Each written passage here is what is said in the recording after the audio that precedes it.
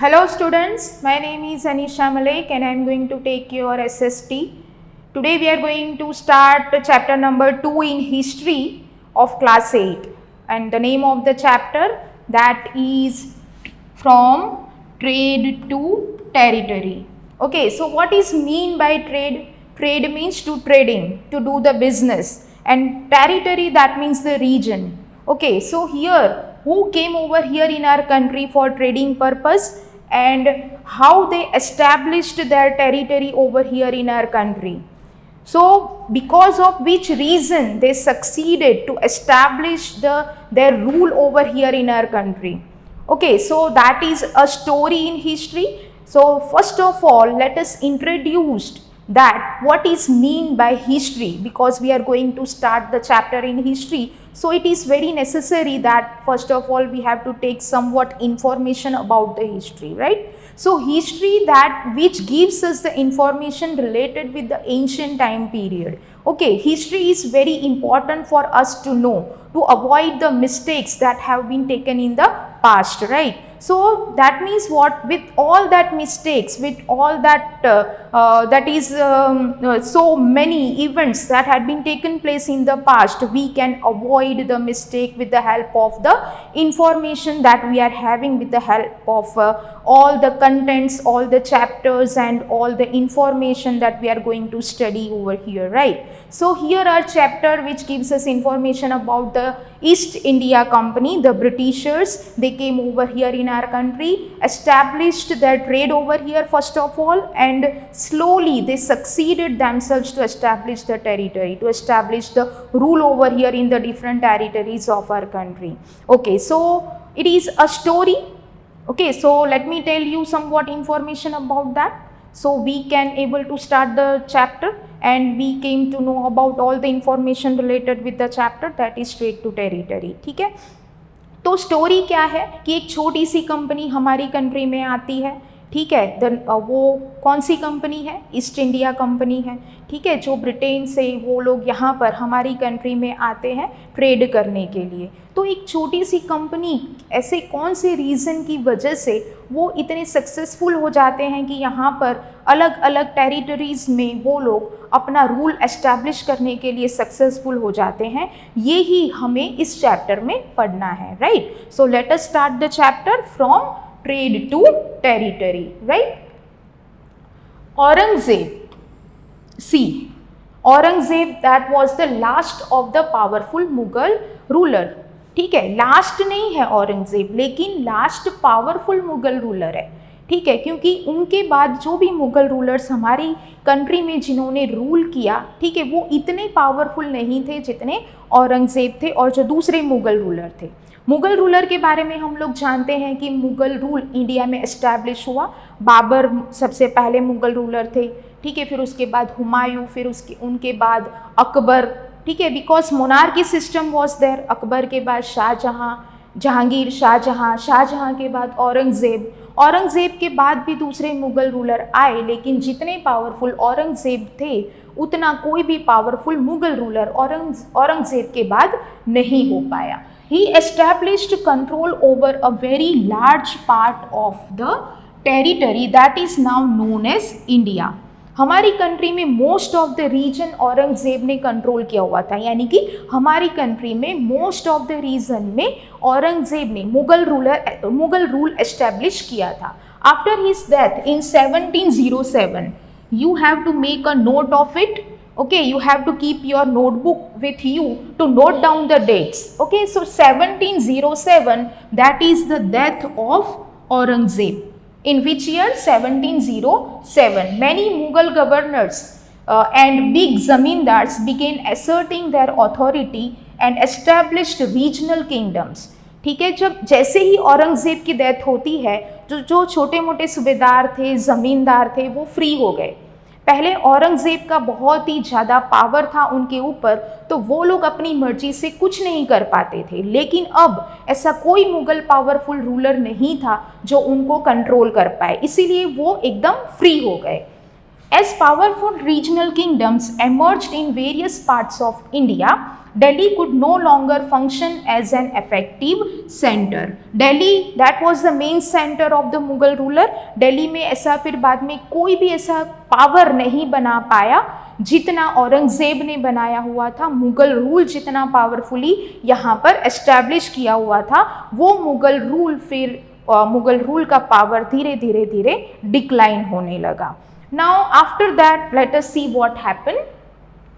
By the second half of the 18th century, okay, now what is mean by 18th century? 18th century, that is the time period in between 1701 to 1799 AD. ठीक है, 18th century second half, that means after 1755. Okay, however, a new power was emerging on the political horizon and that was the British. Britishers हमारी country में आए for what? Not to rule the country.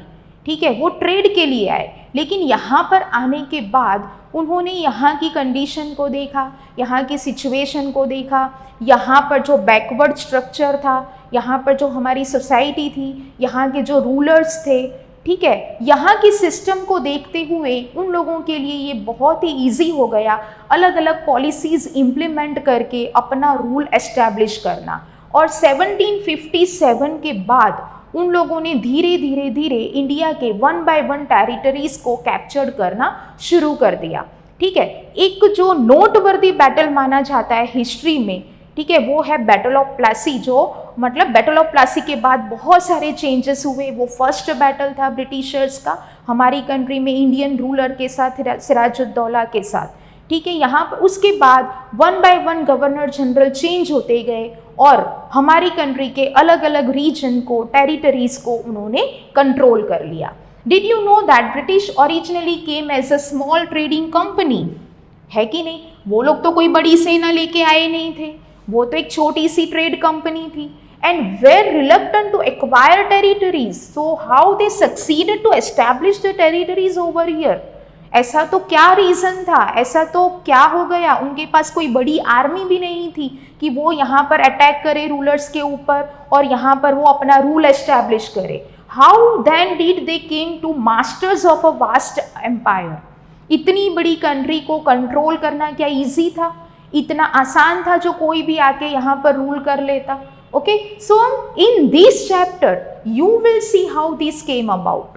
हमें इस chapter में यही सब कुछ पढ़ना है कि स्टार्टिंग से मतलब शुरू करना है हमें. जब वो हमारी कंट्री में आए, कैसे आए, कहाँ पर उन्होंने ट्रेड सेंटर्स एस्टैब्लिश किए और कैसे उन्होंने 1 by 1 रीजन को कैप्चर किया. So let us start. Let us proceed further and take the information. See, this photo is there in your reader, in your history book, chapter number 2, and that is the photo of the Mughal ruler Bahadur Shah Zafar. Bahadur Shah Zafar was considered as the last Mughal ruler, क्योंकि उन लोगों Britishers ने बहादुर शाह जफ़र को बंदी बना लिया था और बहादुर शाह जफ़र के बेटों को उन्होंने बहुत ही बुरे तरीके से मार दिया था. Okay, so here it is mention that Bahadur Shah Zafar and his sons being arrested by captain Hudson. यहाँ पर ये फोटो ये शो कर रहा है, ठीक है, कि यहाँ पर उन्होंने बहादुर शाह जफ़र को अरेस्ट किया था. क्यों किया था वो भी हमें हिस्ट्री में हम पढ़ने वाले हैं. ठीक है, because of the first revolt that had been taken place in 1857 और 1857 के रिवॉल्ट में बहादुर शाह जफ़र इन्वॉल्व थे, इसीलिए ब्रिटिशर्स ने उन्हें बंदी बनाया. Okay, now after Aurangzeb there was no powerful Mughal ruler, but Mughal emperors continue to be symbolically important. In fact, when a massive rebellion against British rule broke out in 1857, okay, तो सबसे पहला जो फर्स्ट रिवॉल्ट कहा जाता है against the Britishers that had been broke out in the which year 1857. So you have to make a note of these also. 1857, ठीक है. 1857 में क्या हुआ? पहला रिवॉल्ट हुआ ब्रिटिशर्स के खिलाफ, क्योंकि यहाँ पर उन्होंने बहुत सारी अनजस्ट रूल एस्टैब्लिश किए हुए थे, बहुत एक्सप्लॉयटेशन स्टार्ट हो गया था, इसीलिए फर्स्ट रिवॉल्ट हुआ और फर्स्ट रिवॉल्ट में बहादुर शाह जफ़र भी इन्वॉल्व थे। Bahadur Shah Zafar, the Mughal emperor at the time, was seen as the leader, and once the revolt was put down by the company, Bahadur Shah Zafar was forced to leave the kingdom and his sons were shot in cold blood. ठीक है, revolt को तो जैसे तैसे उन्होंने control कर लिया, क्योंकि बहुत सारे रीज़न थे जिसकी वजह से 1857 का रिवॉल्ट फेल हो गया। ठीक है, due to the lack of communication, due to the lack of transportation, and lots of problems were there at that time, and various rulers started the revolt by their own accord. That is not any nationalism feeling was there. All the rulers were fighting to save their own land only, right? So because of that reason, revolt of 1857 was failed. और बहादुर शाह जफ़र का क्या हाल हुआ? बहादुर Shah Zafar Mughal ruler थे, उनके साथ Britishers ने कैसा behave किया? तो उनको कंपनी यानी कि ब्रिटिश ईस्ट इंडिया कंपनी, ठीक है, उन्होंने बहादुर शाह जफ़र को फोर्सफुली हटा दिया, अपने शासन से, अपने किंगडम से हटाकर उन्हें बंदी बना लिया गया और उनके बेटों को मार दिया गया। So like this way Britishers succeeded to keep an end of the Mughal rule at that time, and it was the big success of them because they succeeded to stop the revolt of 1857. Okay, so here now East India Company comes east, right? So East India Company, that means the British East India Company, but in spite of that, various other European countries also came over here and started to trade with our country. वो हमारी country में ही क्यों आए?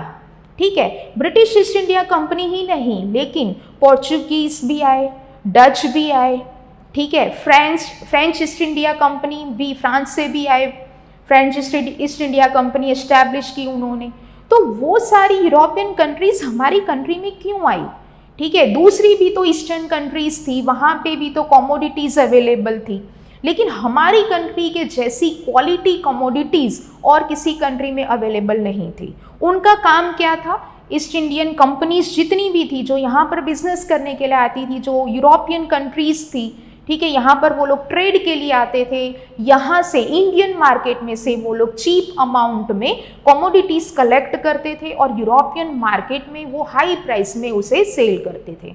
So that was the trading, and that is because of that purpose only they reached our country. So East India Company comes east, that means comes in our country. In spite of that, they reached at the other countries also for the trading purpose at the eastern side, right? So East India Company, now let us check it out, roots to the 18th century. अब यहाँ पर root की बात क्यों कही गई है? क्योंकि जो ट्रेड के लिए यहाँ पर अपनी कंट्री में वो लोग आए थे, वो रूट उन्हें सर्च करना पड़ा था, ठीक है, क्योंकि जो लैंड रूट अवेलेबल था कॉन्स्टेंटिनोपल वाला, वो लैंड रूट, सी रूट क्लोज कर दिया गया था तुर्किश मुस्लिम ने, ठीक है, जिसकी वजह से एक नया रास्ता खोज करना पड़ा और Portuguese were succeeded to find out the new sea route to India. And Vasco da Gama was the first sailor who reached over here in our country and started trade, right? So after that, various other European countries started coming over here in our country for trading. So routes to India in 18th century, let us check it out that from which route they came over here in our country, right? Okay, so here in 1600, the East India Company acquired a charter from ruler of England, Queen Elizabeth I, granting it the sole right to trade with the East. Sole right, that means what? Queen Elizabeth का तब rule था और उन्होंने charter, royal charter यानी कि ऐसा फरमान दिया, permission दे दी, जो मोनार्क होते हैं ना, राजा महाराजा, वो लोग जो परमिशन देते हैं, जो फरमान देते हैं, उन्हें उसे रॉयल चार्टर कहा जाता है। ठीक है, तो क्वीन एलिजाबेथ ने इसका मतलब ये कि सिर्फ ईस्ट इंडिया कंपनी को परमिशन दी, ब्रिटिश ईस्ट इंडिया कंपनी को ईस्टर्न कंट्रीज के साथ ट्रेडिंग करने के लिए। इसका मतलब क्या हुआ, सोल यानी कि in spite of this East India company not any other countries are permissible to trade with the country, right. So Queen Elizabeth, after granting it the sole right to trade with the East, this mean that no other trading group in England could compete with the East India Company। अब east India company के पास तो एकदम free थे वो लोग, east India company के पास permission थी और उन्हें टेंशन बिल्कुल नहीं था, क्योंकि इस कंपनी के अलावा इंग्लैंड की और कोई भी कंपनी ट्रेडिंग के लिए ईस्टर्न कंट्रीज में नहीं जा सकती थी। ऐसी परमिशन उन्हें रॉयल चार्टर के थ्रू मिली, यानी कि उनको क्वीन एलिजाबेथ से मिल गई, right. So in 1600 AD, note it down these also, in which year they got the permission to trade with the eastern countries? In 1600 AD they got the permission and they started trading, and that means they reached over here in our country for the trading purpose, right? Now see here, with this charter the company could venture across the oceans looking for the new lands from which it could buy goods at a cheaper price and carry them back to Europe to sell at higher price। ठीक है, अब वो लोग तलाश में निकल गए। ठीक है, अपना व्यापार करने के लिए उन्होंने अलग अलग कंट्रीज में चेक किया कि जहाँ से उन्हें बेस्ट क्वालिटी और चीपर प्राइस में अलग अलग कमोडिटीज मिल जाए। ठीक है, और इसी सर्च के दौरान, इसी सर्च के through they reached over here, they came and found out the country India that various quality products available here in a cheap price, right. So what was the rule of British East India Company? Which terms and condition they were following? They buy goods at a cheap price, मतलब कि वो सस्ते में सारी commodities खरीदते थे। ठीक है, और उसे ले जाते थे शिप के थ्रू, वाटर ट्रांसपोर्टेशन के थ्रू। कहाँ ले जाते थे? वो यूरोप में ले जाते थे। क्यों ले जाते थे? मतलब सेल करने के लिए, क्योंकि यूरोपियन कंट्रीज में ये सभी कमोडिटीज़ की बहुत ज़्यादा डिमांड थी, specially Indian commodities, right. So the company did not have to fear competition for other English trading companies. दूसरी बात, ब्रिटिश ईस्ट इंडिया कंपनी के फेवर में एक बात और थी कि और कोई भी इंग्लैंड से ट्रेडिंग के लिए कंपनी नहीं आ सकती है, सिर्फ वही है। इसीलिए वो लोग एक ऐसी कंट्री की तलाश कर रहे थे जहाँ से उन्हें बहुत ही बेस्ट कमोडिटीज मिल जाए, एंड वो भी cheap. Now mercantile trading. What is mean by mercantile? Mercantile, that means to purchase the goods in a very cheap price and sell the good in a very high price. That is mercantile trading, व्यापार जिसको कहते हैं। ठीक है, तो व्यापारी क्या करते हैं? प्रॉफिट कमाने के लिए एकदम चीप प्राइस में प्रोडक्ट खरीदते हैं और उसे हाई प्राइस में बेचते हैं, right. So mercantile trading companies in those days made profit primarily by excluding competition so that they could buy cheap and sell dear. Sell dear, that means sold in very high price, sell in very high price. तो उन दिनों में दूसरी countries की जो भी trading companies थी, ठीक है, जो लोग यहाँ पर व्यापार के लिए इंडिया में आए हुए थे, जैसे पोर्चुगीज है, फ्रेंच है, डच है, ठीक है, उन लोगों के बीच कॉन्फ्लिक्ट होती रहती थी, right. Conflict means they fight with each other for which purpose? That is for the purpose of trading. ठीक है, उन्हें यहाँ से मतलब बहुत कम पैसों में खरीदनी होती थी अलग अलग कॉमोडिटीज़, जैसे कि वो लोग स्पाइसेस यहाँ से खरीदते थे, मरी मसाले जिसको कहा जाता है, जो कि बहुत अच्छी क्वालिटी के चीप रेट में यहाँ अपनी कंट्री में, इंडिया में अवेलेबल थे। ठीक है, तो उन सभी कंट्रीज़ के बीच क्या होता रहता था? कॉन्फ्लिक्ट होती रहती थी, फाइट होती रहती थी, क्योंकि यहाँ पर अपनी कंट्री में वो लोग सिर्फ अपना ही मतलब ट्रेड एस्टैब्लिश करने का ट्राई करते रहते थे, right. After that what happened? The royal charter, however, could not prevent other European powers from entering the Eastern market. Royal Charter, that means, as I told you, that Royal Charter, that is the order by the monarch. ठीक है, जो monarch जो permission देते हैं जिसे royal charter कहा जाता है। तो रॉयल चार्टर से तो परमिशन मिली थी, क्वीन एलिजाबेथ ने ईस्ट इंडिया कंपनी को परमिशन दी थी कि कोई भी इंग्लैंड की कंपनी ईस्ट इंडिया कंपनी के अलावा, ब्रिटिश ईस्ट इंडिया कंपनी के अलावा ईस्टर्न कंट्रीज़ में नहीं जा सकती। लेकिन दूसरी भी तो यूरोपियन कंट्रीज़ थी, उनको तो वो लोग रोक नहीं सकते थे, right.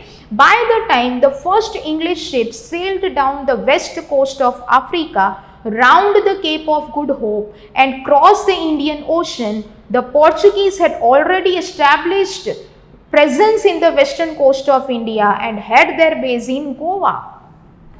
Right? So here Portuguese, Goa, ये सब क्या है? So हमारी कंट्री में जब ब्रिटिशर्स आए उसके पहले, सबसे पहले हमारी कंट्री में जो पहुंचे थे वो लोग कौन थे? तो वो लोग थे पोर्चुगीज, जो पोर्चुगल से आए थे। They established that Portuguese East India Company and started trading over here. उन्होंने यहाँ पर आकर ऑलरेडी अपने ट्रेडिंग सेंटर एस्टैब्लिश कर दिए थे। उसके 100 ईयर्स के बाद ब्रिटिशर्स हमारी कंट्री में आए, okay, and they started trading over here in our country. So Portuguese established their trade center at the western coastal area of our country. Western coastal area, that is Calicut and other regions of our country. In fact, it was Vasco da Gama, a Portuguese explorer. See here, underline these name, Vasco da Gama. Vasco da Gama, that is the name of the Portuguese sailor who, first of all, he succeeded to find out the sea route in India and reached over here in our country. Okay, so it was Vasco da Gama, Portuguese explorer, who had discovered this sea route to India in 1498. So make a note of it also, 1498. In which year Portuguese sailor Vasco da Gama reached in our country? So in 1498. उन्होंने बहुत search किया, बहुत खोज की, बहुत कोशिश की। इनसे पहले, वास्को डा गामा से पहले भी बहुत सारे एक्सप्लोरर ने ट्राई किया, कोलंबस ने ट्राई किया, बार्थोलोम्यू डायस ने ट्राई किया, लेकिन कोई भी इंडिया तक नहीं पहुंच पाया। लेकिन वास्को डा गामा को सक्सेस मिला, वो इंडियन सेलर की मदद से हमारी कंट्री तक पहुंच पाए। In which year? In 1498। Okay, now see the sea route over here. This route, यहाँ से देखो, यहाँ से पूरा ये सर्कल बनाते हुए वो यहाँ पे, it is the cape of good hope. ठीक है, सबसे पहले वो केप ऑफ गुड होप पहुंचे यहाँ अफ्रीका में south side, and then after यहाँ पर इधर यहाँ पहुंचे, right? So it shows that it is after taking a big round, they succeeded to reach over here in our country, that is routes to India in 18th century. They succeeded to find out the sea route to India. Okay, now the problem was that all the companies were interested in buying the same things. The qualities of cotton and silk produced in India had a big market in Europe. ठीक है, तो हमारी country के साथ trade करने में सभी countries, European countries को इतना इंटरेस्ट क्यों था? क्योंकि यहाँ पर जो क्वालिटी अवेलेबल थी, as for example spices, silk, ठीक है, इसके अलावा अलग अलग टाइप का यहाँ पर कपड़ा बनाया जाता था, एक से बढ़कर एक आर्टिस्ट थे हमारी कंट्री में। जो प्रोडक्ट यहाँ पर बनती थी वैसी प्रोडक्ट किसी भी कंट्री के मार्केट में अवेलेबल नहीं थी। इसीलिए सारी कंट्रीज़ को बहुत इंटरेस्ट था कि वो इंडिया के साथ अपना ट्रेड बहुत ही अच्छे से एस्टैब्लिश कर दे, और वो इंडिया पहुंच जाते थे ट्रेडिंग करने के लिए। Now see the name of the things, commodities are mentioned over here which were in great demand in European market, and that commodities that are pepper, cloves, cardamom, cinnamon, all these are what? All these are spices, right? So these were in a great demand. Okay, so naturally the competition arose in between the various nations to trade with the country, because all the countries came over here for the trading purpose. They want all these commodities, right? So competition among the European countries inevitably pushed up the prices at which these goods could be purchased, and these reduce the profit that could be earned. The only way the trading companies could flourish was by eliminating rival competitor. Okay, so there were lots of competitors at that time. So each and every company tried to remove the hindrance, remove the other rival company to earn more and more profit. Okay, so let us check it out. After that, what happened? The urge to secure markets therefore led to fierce battle between the trading companies. ठीक है, उन लोगों के बीच battles होती थी. Even British East India company और French east India company के बीच 3 बार battle हो चुका हमारी कंट्री में. ठीक है, for that only, that is for the trading only. They want to establish that type of the trading without any rival competitors. So they started fight with each other in our country.